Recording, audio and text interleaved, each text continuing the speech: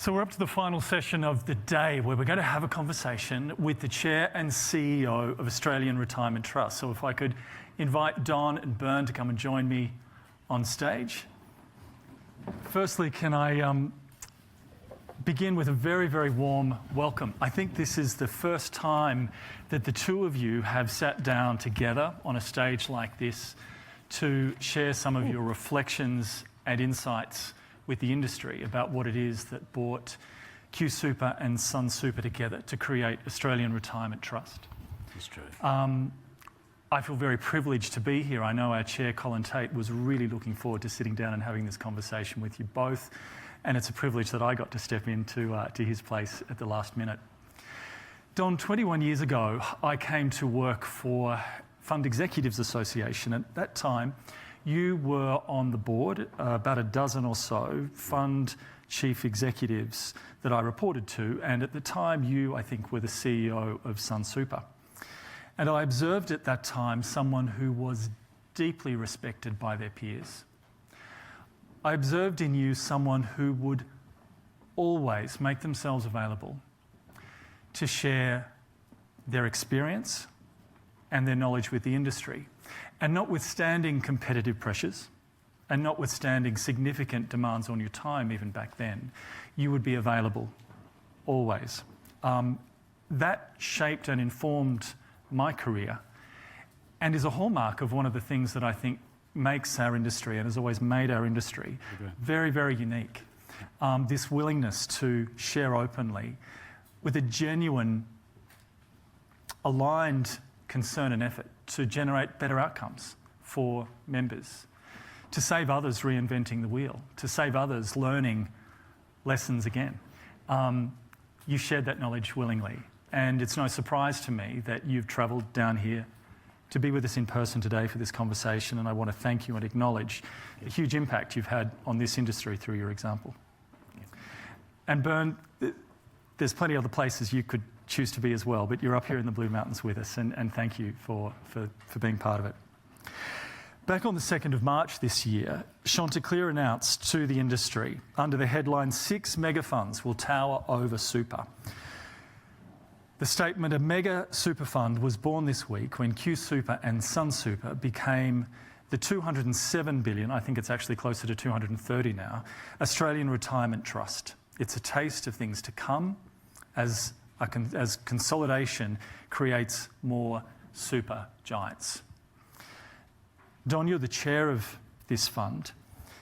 I think it's well recognised that neither Q Super nor Sun Super needed to merge to create this one fund, but can you talk to us about why that happened? It was a 2-year journey. You presided over much of that integration.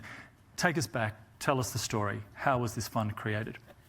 Well, before I do that, I want to thank you for your generous openings, and I want to build on what you said. I actually think this industry is incredible in the way people cooperate, in the way people work together, and I think the way we all work together to really do one thing, and it is to improve the member outcomes, not just in our funds, but across the nation. And I think we've been incredibly, I'll use a very old-fashioned word, blessed to be able to work together in a very high trust, some people call it co-opetition, I think, way of working that has done something very special for the nation. I think in relation, and I will pass to Bern on this, and we'll tend to share questions, I think, rather than take them all, is that the two funds were proactive funds. They were successful funds. I think they were ranked around about 3-ish in assets under management. I think Sun was sort of ranked in the top 2 or 3 in members. Q a lot smaller because it's fundamentally in the past been the fund for the government. I think that's what it basically was, and for friends and family, and people stayed on, and then from 2017 it did a little bit to expand as a more national fund, but that was pretty much in its infancy. So why come together? The first thing is I have to acknowledge that I wasn't part of that decision. I was asked by the then Treasurer to chair the fund when it had already been announced that they were talking. I will go back in very ancient history and say that in 2000 and 2001 there was very detailed discussions about joining then and also joining with something called QIC, which I know Sonia down here has a little bit to do with in the past. So it was an idea floated once before but didn't get up. And it's an idea that was floated this time, and it did. The really interesting thing for me was coming in on that and learning, very much learning, about QSuper at that stage and who QSuper was and what it did, knowing a little bit, but not as much as this man, about SunSuper. And I think, first of all, we sat down and did quite detailed analysis, built business cases, etc., and they, without question, showed that this was a very good idea. And I must admit, as we've gone down the path over the last 3 years now, almost 3 years, the confidence that it was a good idea has escalated. It's never receded. So one of the reasons it's happened is because it is a good idea for these particular funds. So I don't think we are wise enough, he might be, but I'm not, to say that mergers therefore are good and should always happen. I just don't think that's necessarily true. I think you have to look at why would these two funds come together and why would they not? And one of the reasons it's a good idea is it could happen. And there was a generosity of spirit. And the generosity of spirit, I think, in life matters enormously. But there was a generosity of spirit from the directors, because some of them had to say they would no longer be directors. There was enormous generosity of spirit between the two CEOs. There was a little bit of fortune in that, I think, in the sense that Michael Panisi, and I always pay Michael a great tribute in this, is that he had already decided that he wanted to, at the end of his 5-year term, move somewhere else. But he stayed on for another close to 18 months to ensure that everything was bedded down. And we had a CEO in SunSuper who was, I thought then, quite capable. I now know extremely.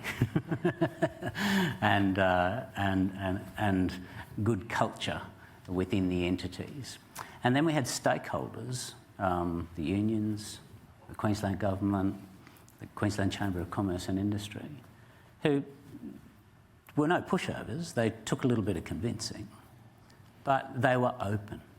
And so we had a very open, transparent discussion that could focus on what do these two funds have in common, why would it benefit for them to join, and why would it benefit them not to join. Now, we employed every consultant in Australia for quite a long time, and the one thing that I think is quite humorous is that it did take us probably about 3 months to really do the proper part of the business case and work out this should happen. It then took us the next close to 2 years to actually make it happen, which says something. So I think it is about generosity of spirit. I think it's absolutely focusing on what we had together, and what we had together is just common in so many funds that you people know and that sit in this room. And it's what characterises and makes this sector cooperative and so special. We actually do care about our members. We actually want the best thing for them. And this idea of best financial interest matters to us with a passion. And we will walk over nails for it. And so I think that's what helped bring us together. I'd add, you're right, when you talk about Michael and your role, I'd add Andrew Fraser from SunSuper, who was chair of SunSuper at the time, because I think it required, we need to bring both sides of the house along on the journey, and it did take us almost 3 years.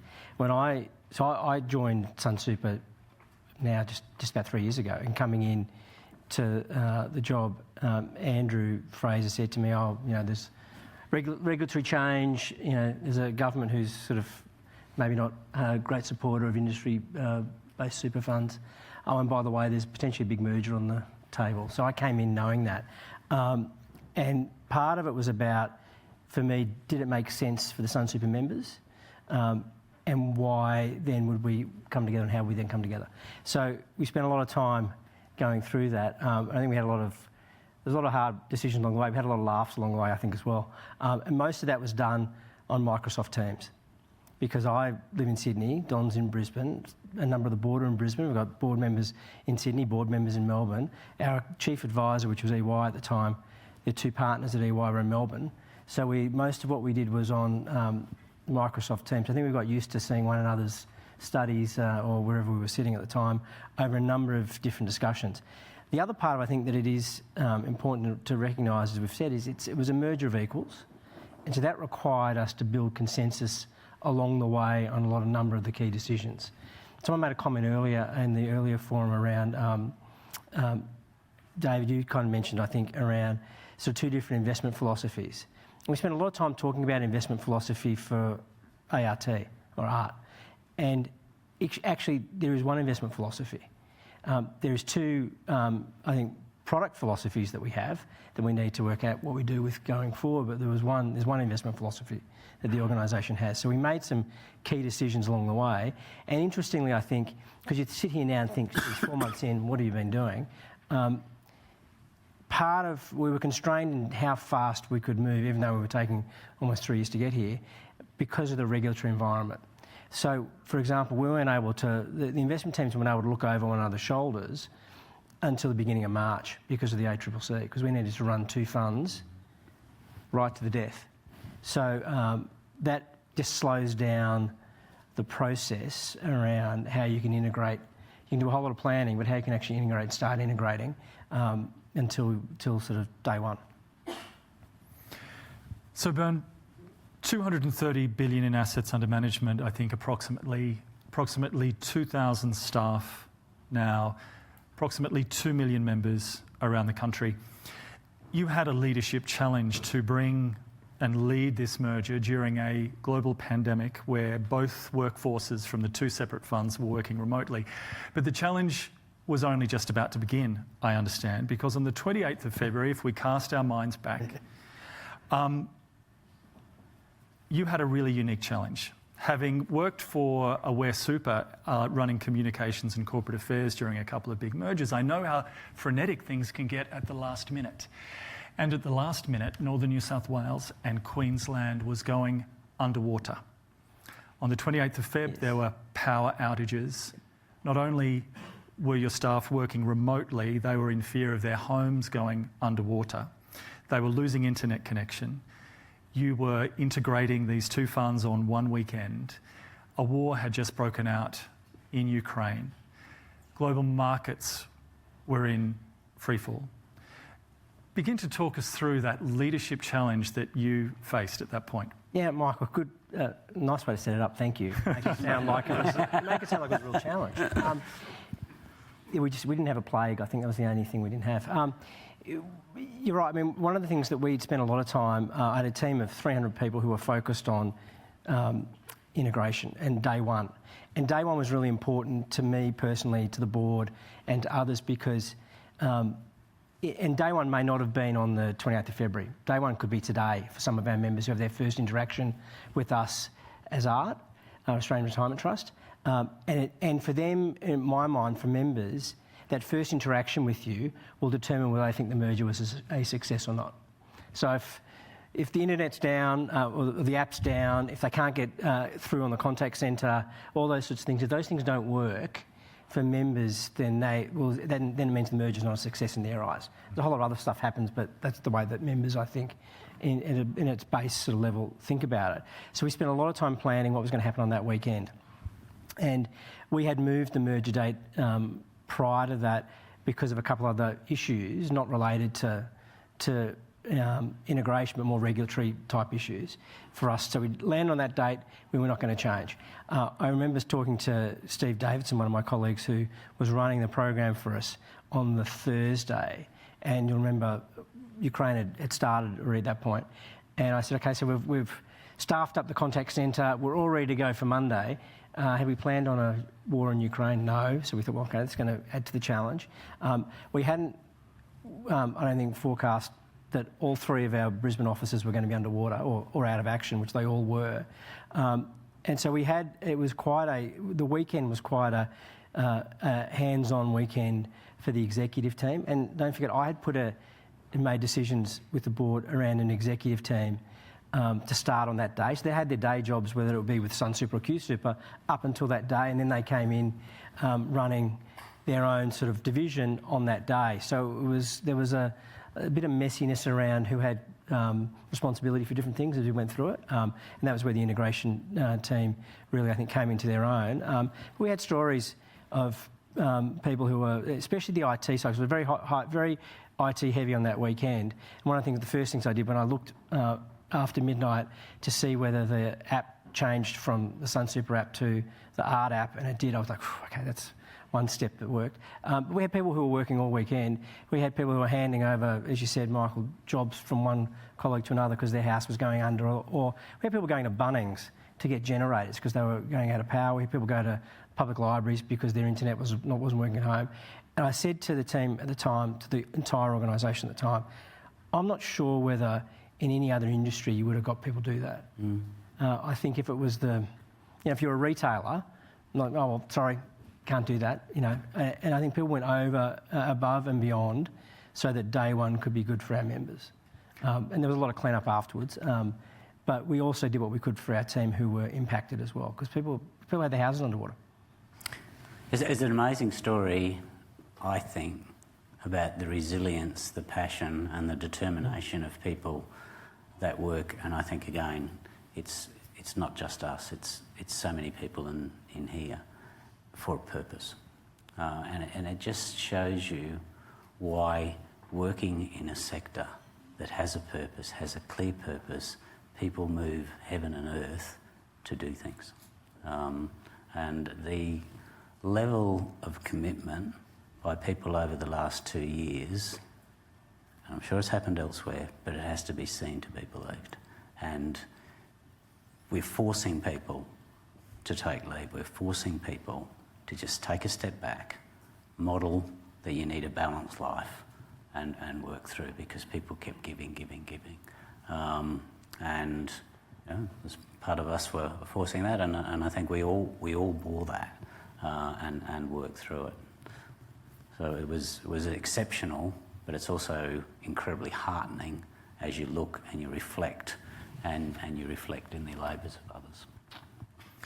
Don, when I spoke with Ian Patrick a month or so back around the investment philosophy and approach of the fund, we quickly got to talking about where the fund is headed and this sort of growth trajectory to 500 billion. Where is the timeline at? What is the trajectory to be a $500 billion fund? And where do you see yourself at a global stage with your global peers as institutional investors?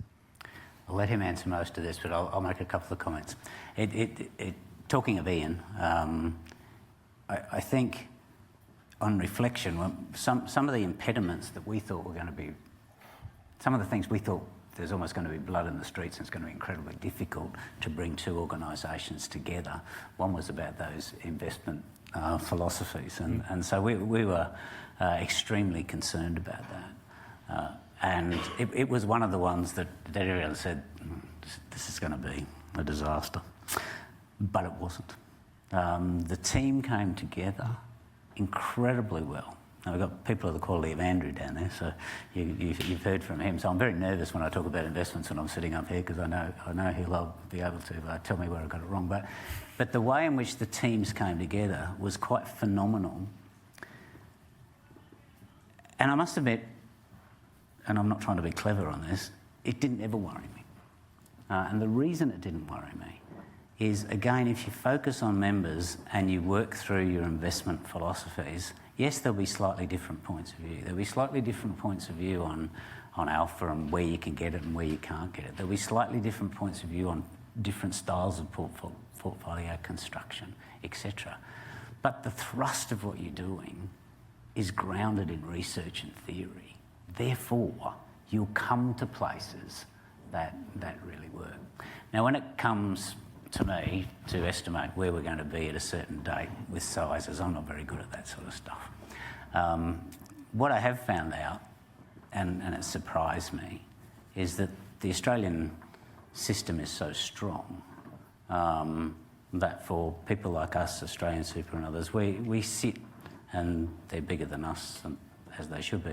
But we sit around 20th, 21, 22 in the world. And that surprises me, but it shouldn't, should it? Because we all know that the system we have here has just put a pool of capital together.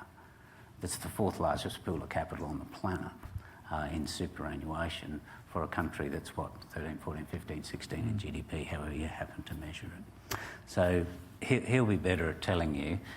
It's probably 6 or 7 years, but he'll be better at telling you. So the $500 billion number, where that came from, so that came because I mentioned it. That was the problem, I think. When we did our business case, we put down some numbers around where we thought the size of the fund could get to over a certain period of time. We looked at a whole variety of different scenarios. We thought about what happens if markets fall out of bed, what happens if we see a big dislocation in the economy. We did a whole lot of different things, and to make sure that it made sense, that under any of those scenarios, it still made, from a member's best financial interest perspective, made sense to come together. And in those numbers, if you look at the base case, it suggests that we'll get to that number at or around the end of the decade. And with around 2.8 million members. There's also, I think, the important part to note. And so today we're actually just under 2.1 million members today. So we've seen an increase in membership since we came together. So that's, yeah, so then I've been quoted about the 500, so everyone's going on about the 500. It really wasn't about that. This is about really making sure that I think we continue to do a good job for our members. We will grow if we do a good job for our members, because we'll continue to attract new members, whether they be corporates like Australia Post or Woolworths, or whether they be individual members who make that choice. And so, to your point, Scott, when you were talking about the performance test and the impact on those 13 funds, last year, I mentioned this publicly, we saw in the 3 months after the performance test, we saw a 12 months worth of membership flows from those 13 funds who underperformed. And so members, while they may broadly be disengaged, I think our membership base is a little bit more engaged because we've been communicating with them about a merger. But I think more sort of broadly around performance tests, I think you'll see that activity, but it does seem to have a hump and die pretty quickly. Bern, can I pick up on a point you just made then? You made reference to Australia Post and Woolworths. Two examples, but two funds that you bought, as I understand it, into the fund at the point that you're actually still merging. Am I correct? So Aussie Post, yes. Woolworths hasn't come in. So Woolworths, they've announced, and Woolworths will come in the next 9 or 12 months. Okay. This year, next 12 months. So talk us through that as a process in complexity. Not only bringing together Q Super and Sun Super, bringing in another fund, setting up to bring in one of the largest corporate packages Michael, in the country. Question. And so we were managing both, potentially coming in at around the same time. One of the things that we had been really transparent with the Australia Post team, who are a great group of people, with the board and with the executive team, was how the merger was progressing. So along the way, we had actually from probably 12 months out, we had a number of discussions with the Post team around how things were going. For example, they needed to know the new name because they needed to be able to go out with a send to their members. So we needed to be able to give them an early sense of what the new name was going to be, and the logo and the colour, so they could do something with that. So it required us to take them into our confidence and work through it, and we had a really high degree of trust across the teams. One of the things that we come to the merger with is multiples of things. So we have two admin platforms. So if anyone would like an admin platform, I'll be at the back of the room later in the day. We have two admin platforms, and so it actually made, to be honest, the Australia Post, the team, and Andrew, if you repeat this, I'm going to kill you. The team, it made it easier than otherwise would have been because we had two platforms, so we could go onto one. So the Australia Post fund went onto one of our existing platforms. So as we integrate that will change over time. But it made it actually easier. But it was the communications, and then also taking the Post board through. We had a number of discussions with them about how we were going and where we were going, so they could be comfortable to be able to recommend it. I mean, we had one other little thing that in the heads of agreement, if there was a large take-on in business, there had to be a convincing of the other side that it wasn't a distraction from the merger. That's true. And therefore we shouldn't close it off. So Bern gave me a call and said, this is all happening. So he's like, okay, so how are you going to manage this? How's it going to do with resources? What's the payback period, et cetera, et cetera. It's probably one of our first engagements. It was good. Chair and CEO. It was. Let's talk a little bit more about philosophy and the investment approach. At a point where many of the largest funds are internalising a lot of investment expertise, your fund has strategically made a decision not to do that, but to maintain a hybrid approach, internalising some, but continuing with a solid case to outsource other aspects of the investment portfolio. Can you talk us through the rationale and reasoning for that? Well, it was one of the things where there was commonality. So both teams, from Heritage Q and Heritage Sun, both did some insourcing, but the default position was to outsource to global best practice managers. And so it wasn't particularly difficult. Therefore, as we came together to continue to do what we'd already done and what we'd always done. I think the rationale for that is interesting. From a personal point of view, and I'm certainly not talking against those who over time have decided to internalise, I think the default position is reasonably natural that if you don't have an internal team, you're more likely to be able to find a world-class external team than to create an internal team, and to do that quickly. So I would have thought internalising is quite a strategic change and needs to be thought through very deeply and very well, and you need to test who you can recruit, how you're going to do it, what systems you've got, etc., etc., etc. The other thing is that we also had to work out in that discussion whether we were believers in active management or passive management in working that through as well. And I think, strangely enough, that again, a lot of people just looking at it would say, well, on the Q side, they would more likely be more passive, and on the Sun side, they would likely be more active. But again, there's a lot more commonality in the idea of where alpha can be gained and active management. And so, but from both funds' point of view, they believe in the unlisted markets. That's not a bad way to spend your active dollars. And so engaging in the unlisted markets with active management is again two of the core characteristics of the funds. So Bernard, I'd add to that. One of the challenges once we agreed we were going to merge was I handed to Ian Patrick. I said, Ian, okay, so what does a $500 billion investor look like? So from an art perspective, what are we going to look like? And so I'd say some of it's not resolved. Well, actually, a lot of it's not resolved. And we've got an external consultant helping us starting now. Because we went to the board. So both funds had their own strategy, right? As in business strategy, not investment strategy. They both had that as well, but their own business strategy. And so that continues to run. We had a discussion with the board in March, the second week after we'd merged.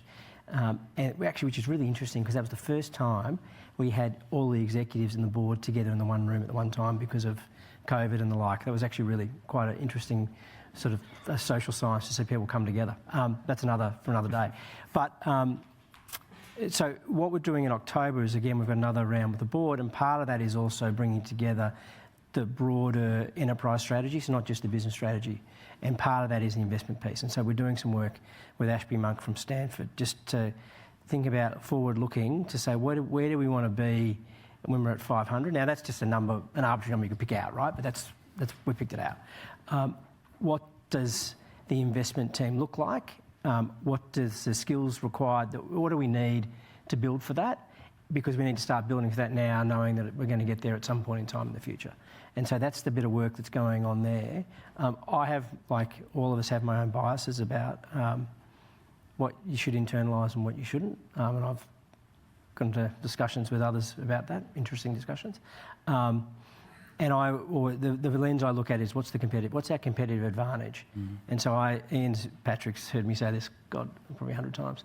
But what's the competitive advantage for ART to be the 123rd active Aussie equity manager?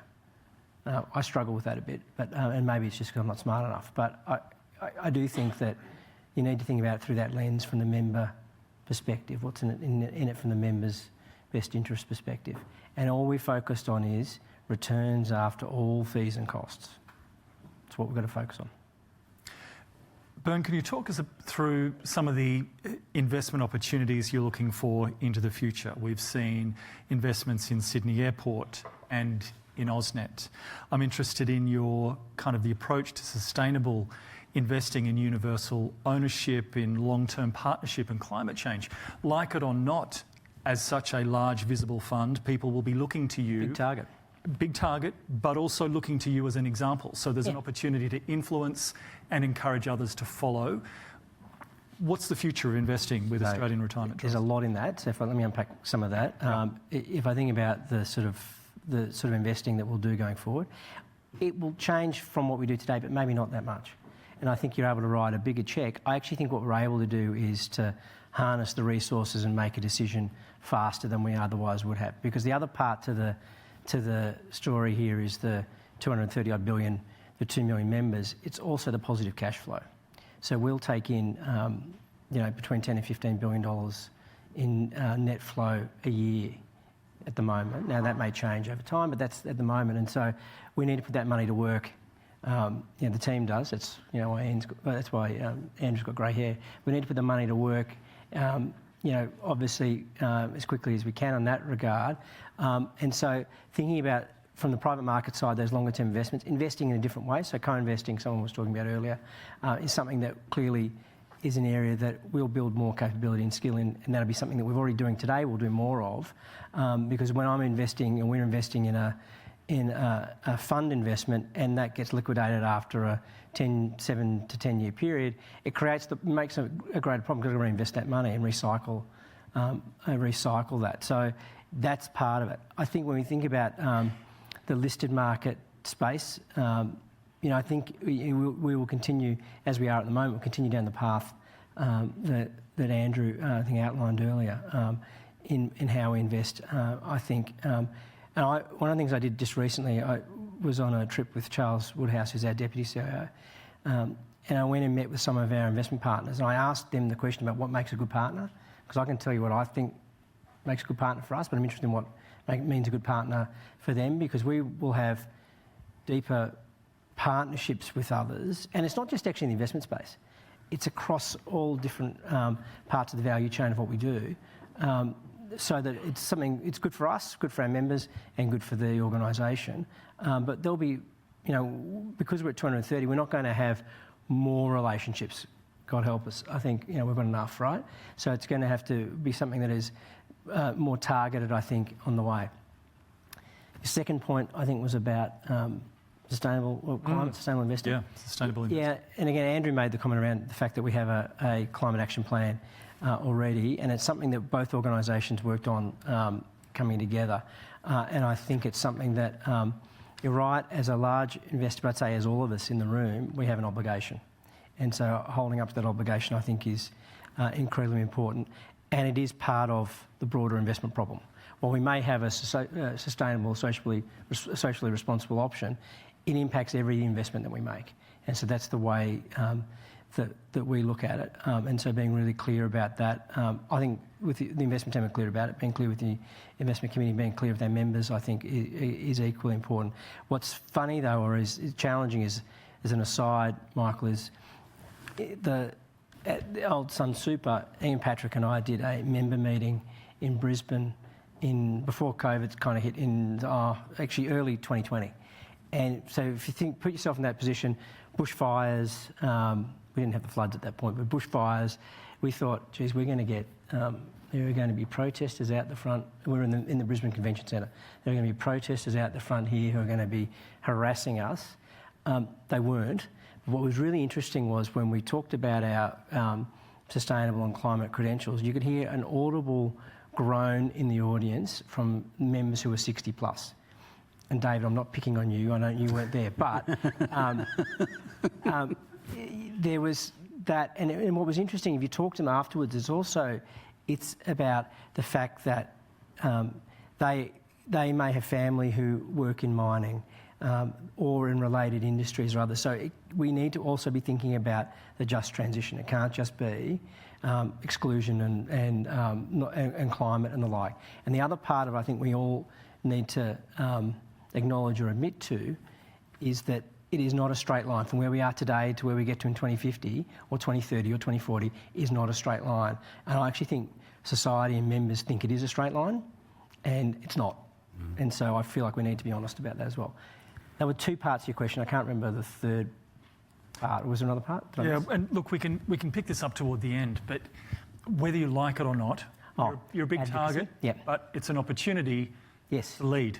Most definitely. And so one of the things that I've been doing with the team is really building up what are the areas that we want to have a voice in. And we're going to have a voice, but we're also, the first part of what we do is similar to the way we engage with companies. It's going to be an engagement with stakeholders and government. And largely we're going to start that behind closed doors. It's not going to be on the front page of the Fin.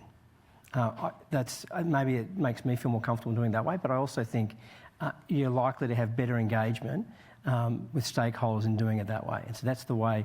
We've done some of that already, and we'll continue to do down that path. But where we need to lend our voice more vocally, we definitely will do that. So both funds have made giant strides in the last few years in decarbonising and actually implementing the whole climate change throughout the entity, not just in the SRI. And it has been embraced and taken on board by all. And that has to be done throughout the organisation. It has to be done at the board. It must be done at the investment team, but it must also be done right deep down through the organisation. And so I think that's been done. I also think, and you mentioned the word partnership before, I still think, and I'm not saying this because there's a lot of investment partners in the room, I still think that partnership is the most underdone thing on the planet when it comes to organisations like us who aggregate capital and need that capital to be incredibly well invested. And I think good partners think together, good partners create together and find new types of solutions. So when you were talking before about what are we going to do, I think we need to be incredibly innovative in how we invest members' money. And I suspect it won't be just the same as what it was in the past. It's never different this time, but it's never quite the same this time either, is it? And so it's creating opportunities in unlisted spaces and listed spaces. I think we need to go well beyond climate change, and I think we need to get to the social, and we have Hester here and Aware and others who have led in this space, as many other funds have. We haven't been amongst those leaders, and we need to be. And we need to find the solutions that have impact. We need to solve problems with the government. We need to solve problems with our investment manager partners. I think we need to solve problems together for our community and our society, never, ever, ever compromising our fiduciary duty and ensuring that we create wonderful outcomes for our members. But I think if we're creative, we'll do that even better, and we'll do positive things for our society. But we must lead there, because our members what, are 40 on average? Many others, Andrew was talking before, are even younger. They're emerging into a world that needs to be vibrant. They don't just need money, they need life. And it's up to us to create and do that, but not ideologically to their detriment. Rather, creatively and cleverly to their benefit twice. That's what I think. Now feels like it's the time with government I think we have a great stakeholder with the Queensland government, but now is also time, I think, with the federal government, with the change of government, to be able to have those discussions about problem solving that I think was harder a couple of weeks ago. I'm going to be coming to tables for questions in a couple of minutes, so please give some thought now to the questions you want to put to Don and to Bern as well. Don, there's a strong belief that one of the challenges ahead of us is to transition as an industry from being a great accumulation system to genuinely being a great retirement system, that it's only then that we'll evolve to be all that we can be and really have impact for the nation. So turning to retirement solutions at Australian Retirement Fund and the Retirement Income Covenant in particular, Q Super is well known as having had quite a well-developed retirement product and having had that in place for some time. Will ART make changes to that in light of the Retirement Income Covenant and the merger? Yes. First of all, that product becomes available to everyone on the books. On both sides. It's really hard for us to use terminology looking back. I must admit, what we're trying to do in the entity is not to use terminology looking back, not to talk about Heritage Q, not to talk about Heritage Sun and those sort of things, but rather talk about Australian Retirement Trust. What are we going to do? And we love the word retirement in the name. In fact, it's probably the central thing. It is central, but it is one of the central things that we really liked about that name. And why we like it is people go into retirement, they go into income. We as a sector, we talk about time-weighted returns. That means almost nothing to members. It's money-weighted returns. What we need to produce for people is not capital for them to use in retirement, because most people have no idea what to do with capital. They've lived their whole life earning income. They want income in retirement. So it's up to us to produce that income. The other tragedy is, as we all know, is so many people get to retirement, and I should know, I should be there, is that they don't spend. They keep it and they guard it rather than living a full life. They live a poorer life because they're scared to go out there and do it. So the retirement income policy we brought out 18 months ago or so, and I must admit, as part of the board, I interrogated that to say, why will it be successful? Australians hate annuities, they'll never invest. Why will they invest in it, etc.? But it is a pool-type product that's a best efforts type product that when people, and it's got an insurance element to it, so people at least get back their money. And then it's a best of efforts to ensure that there's always an income stream through to their end of their life. But it can adjust the income stream. You can't have everything without capital backing it, and it's not capital backed in that way.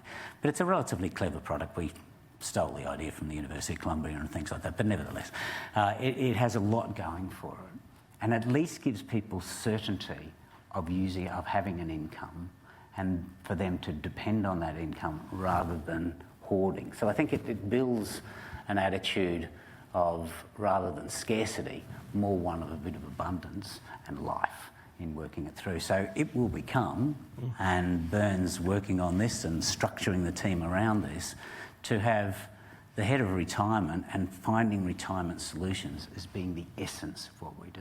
And to do that is the whole area that taps into that is researching who your people are, how do you slice and dice. We both traditionally used lifetime. We do believe that risks change through life, but you just don't want to de-risk things and put people in cash near retirement. So it's working through those sort of things, the guidance, the education, understanding what people want the money for as they get to retirement and working through that. But we think that has to be pivotal, and where we will spend a lot of our time, money and effort on those sort of things, but also the systems that will support it. So two things. Firstly, I've retired once and it's overrated, so don't do it. I've done it twice. The second part is that when you think about innovation, you never get it all right the first time. And so the team, because when it was, the Sun Super part of the house had to actually approve the product for Q Super before it was launched, because we were at that stage of the merger.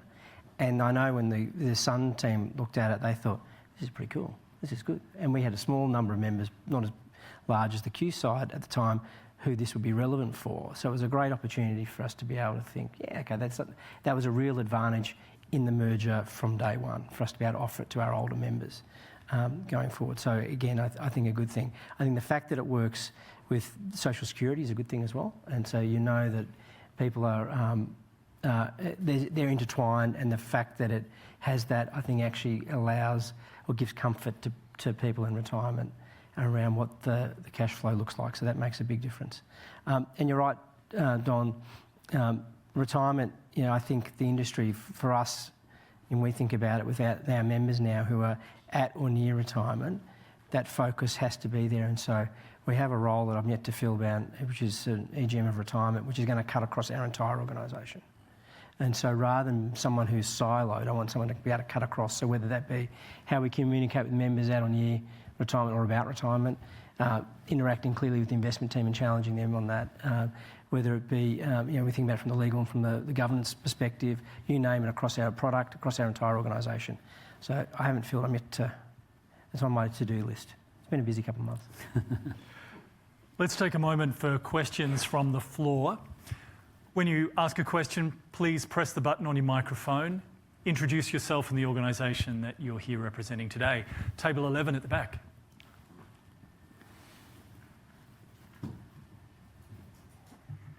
Oh, hi, Don. Mark Burgess from Hester. Congratulations on the merger. It's really world class. I am struck, though, if you read analysis of mergers, there's a lot of work that's been done, as I'm sure you've looked at, which suggests that one culture should win or one group should win in a merger for it to be efficient. And I know you're committed to the two. And I did meet someone from your team the other day who I thought was absolutely A grade, but introduced themselves as Legacy A as opposed to Legacy B. And I know you're very committed to making it come together, and I think that's one of the keys. Could you give us a sense for what you're doing to make one culture and break the back of that I'm Legacy A, Legacy B issue that so many mergers have over a long period of time? Mark, can you give me that name at the end? I was a very good person. I might try and steal them, so watch out. I carry a couple of things with me, Mark, around, because I'm not very good at remembering things these days, and one of them is the cultural thing. Well, one of the and we all know Drucker, don't we? That culture eats strategy for breakfast sort of thing. So one of the things that we've been really slow at, but really detailed at, is culture.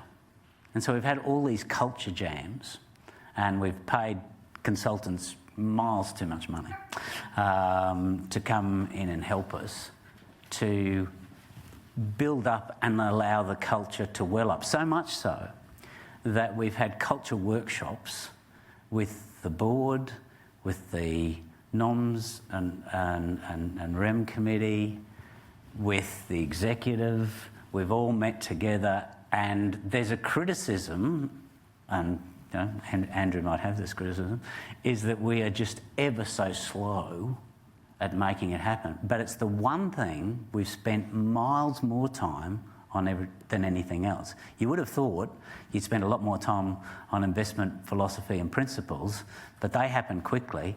The cultural evolution is really, really slow, but it's really in depth, and through all these culture jams, which everyone comes together, express their views. So it's filtered up and down through the organisation 2 or 3 times already, and it continues to evolve. And so we use language that's a bit foreign to me, I have to say, like striving to serve I get, but stepping out, stepping forward is probably not me. Seeking brave new ways, stronger together, spirited and caring. But one of the things is what I love about it is the deep humanity of it. And so members at the heart of everything we do is there. We genuinely care for people. And these words welled up from within. Now, part of them were from the heritage organisations, but they're new. And so I think those things matter, that there's a lot of trust in it, there's a lot of inclusion, diversity. We care, that it finishes, we care for each other, we all matter. Now, those of you that know me, and not many of you do, but some do, will know that I think organisations are about heart. Organisations need to be clever, but we need to be people first. And our biggest thrust is, first of all, to our members. So we've been looking at scorecards and all that sort of stuff.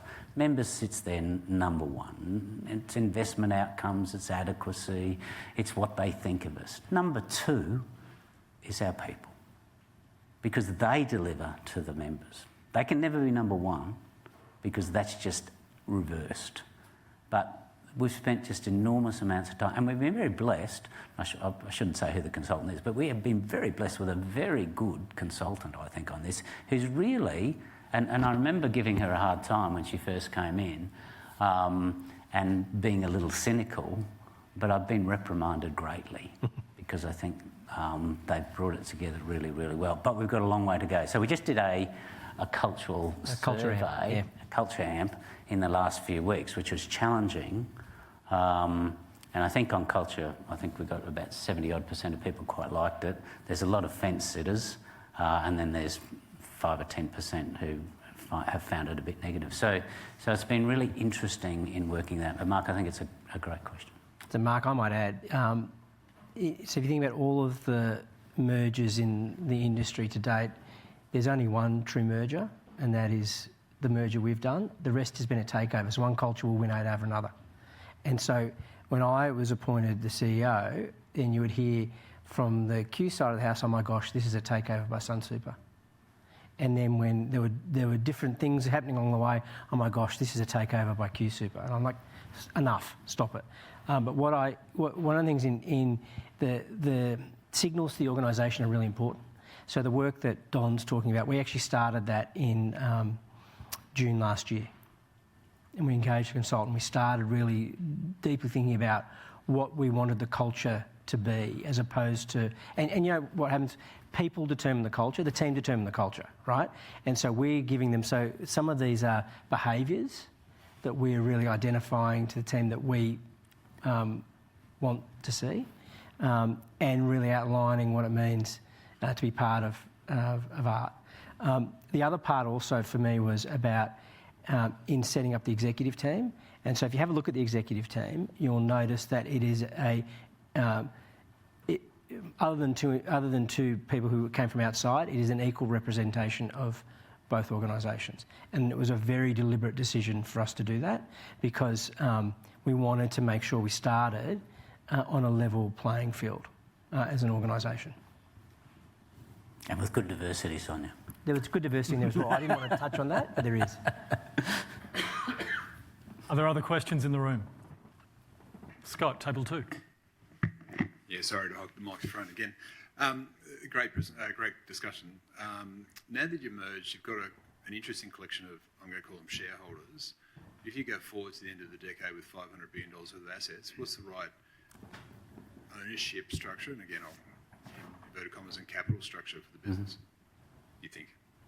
So what ownership structure do you think we have? How does a business, I'll call you a business, as opposed to a fund, but what does that organisation look like in terms of its capital needs and structures at the end of this decade with that amount of money under management? It's a really good question. We have a very interesting ownership structure in the sense that each director is a shareholder. We had lots of debates around whether that was a good or a bad thing as we were going through. And one of the reasons we thought it was a good thing is that directors actually have to act in members' best interests, whereas other shareholders may not. So it was a really interesting thing. I'm a believer in the need of capital. I think and I go back a long way in that. I remember many years ago speaking at a CMSF conference where I was suggesting we needed more capital as funds, and I remember getting some interesting questions and some interesting comments at lunch after that about, is it the right thing to do to hold back some of your earnings in capital to use for the future rather than distribute it to members? I absolutely believe it's right and proper if you then convert that into much better retirement benefits for those members, which I think you need a lot of capital to build the best systems. I was interested in what you said about systems earlier on. We need excellent systems. If we're going to move into retirement and nudge people, we have to have superb admin systems, investment systems, ways in nudging people along, ways of engaging people earlier so they contribute earlier, ways of them seeking information about their retirement plans so they actually consume them and don't pass it on to the next generation unnecessarily, etc., etc. So we have very much profit targets for different aspects of the business. We have capital plans that are continuing to be developed. One of the things that we're running through is we already have capital plans, but it's just to refurb all of those by October this year, to rethink those through, to have financial drivers. What should they be? What do we use the capital for? What sort of risk can we take with that capital? How do we deploy that capital and working through? I think it's the essence of looking after your members, the essence of ensuring that we are there in the very, very long term to exceed our members' expectations so they have a great retirement. I don't know if that answered your question, but Ben? Agreed. Sustainability. It's about sustainability. And I also, the other part I'll also, which is maybe sounds a little bit like vanity, but I think the industry is an incredibly important pillar in the retirement saving system in Australia. There are a number of large funds that are actually a really important pillar in the capital market structure in Australia. And therefore, I think you've got to be well capitalised to be able to survive for the long term. It also creates an enormous discipline in the organisation to drive. We are a profit for members organisation, which is different to a not-for-profit. We are there to derive profit, to build capital, to deliver better outcomes for members, the way I see it. A couple of weeks ago, I had the opportunity to have breakfast with a good friend and mentor, and she recommended a book to me called 4,000 Weeks by Oliver Burkeman. Does anyone know why it's called 4,000 Weeks? I'm reading it at the moment. You are, yeah. So it's the number of weeks In your career. an average person does. So that's the number of weeks on average that we all get if we're lucky. So in wrapping up, Bern, when your saying 4,000 that, oh my God, okay. when your 4,000 weeks are done, what do you want the impact of your career to have been? What is the legacy you would like to think you would leave behind? Wow, see, I wish I had a drink of something other than water sitting here. It's interesting.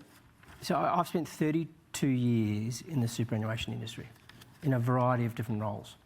And this role has been by far the most rewarding and the most impactful, because I think, in the darkest moments of going through this merger with the Sun Super Board, I would say we need to remain focused that this, for all of us, should be a career highlight in us bringing together and creating a sustainable organisation for 2+ million members.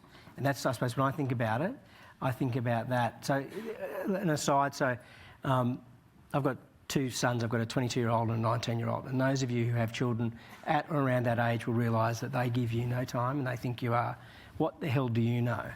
And my kids would see me having these merger discussions. I was in the study and they'd come in and interrupt me and all that sort of stuff they shouldn't have done.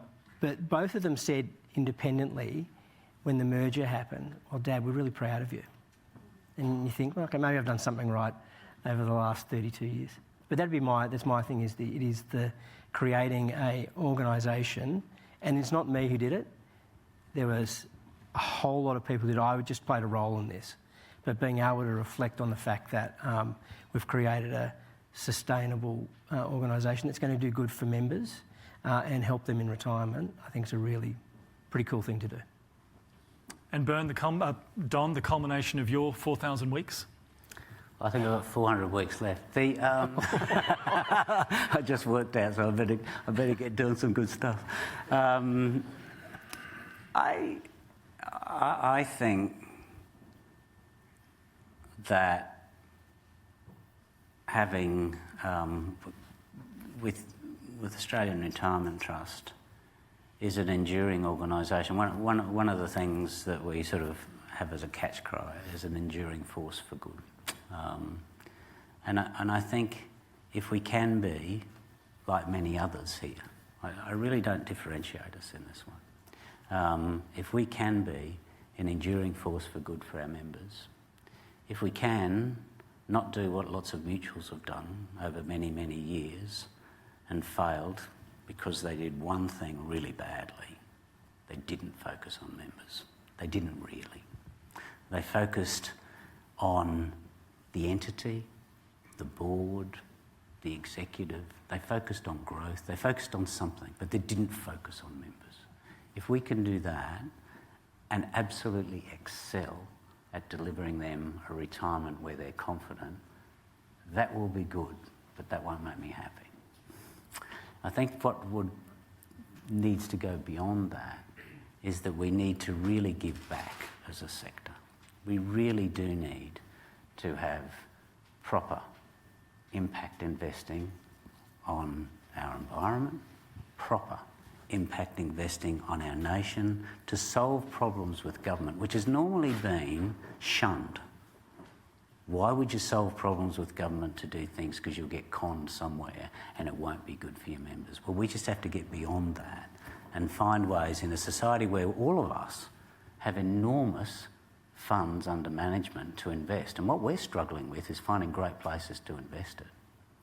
The governments have enormous debt leading out from where it is today. We must come together. We must come together with governments. We must come together, solving things with each other and with our investment partners to do something transformational and to show what can be done so that our members have the right assets in retirement, but the right life and the right optimism in retirement as well. I think that'd be great.